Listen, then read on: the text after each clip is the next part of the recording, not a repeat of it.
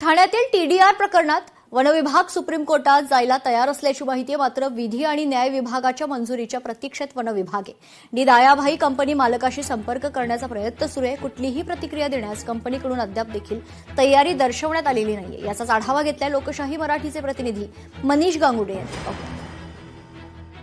TDR संदर्भात one विभाग हा सर्वोच्च न्यायालयात याचिका दाखल करणार आहे, पण मात्र ही याचिका दाखल करण्यासाठी जी पूर्व परवानगी लागते ती विधी व न्याय विभागाची, पण मात्र ही परवानगी वन विभागाला मिळत नाही आणि त्यामुळेच कुठेतरी टीडीआरचं जे प्रकरण आहे ठाण्यातलं ते सध्या वादाच्या भोवऱ्यात सापडलेलं आपल्याला बघायला मिळत आहे।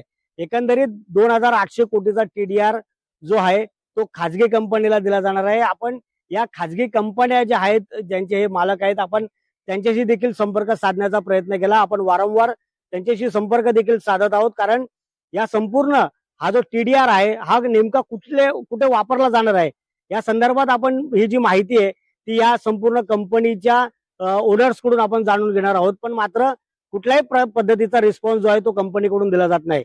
इतका मोठा टीडीआर जो आहे तो महापालिका हा एका खाजगी कंपनीला देणार आहे। एकंदरीत या संपूर्ण प्रकरणामध्ये कोणीही बोलायला तयार नाहीत, ना मालक कंपनीचे बोलायला तयार नाहीत, ना इतर अधिकारी बोलायला तयार नाहीत। त्यामुळेच कुठेतरी संशयाची धुरा जी आहे ही या टीडीआर संदर्भात मोठ्या प्रमाणात बळावते। एका बाजूला वन विभाग जर सुप्रीम कोर्टात जायला इच्छा व्यक्त करते, पण मात्र विधी व न्याय विभागाची मंजुरी जोपर्यंत मिळत नाही तोपर्यंत त्यांना देखील जाता येत नाही।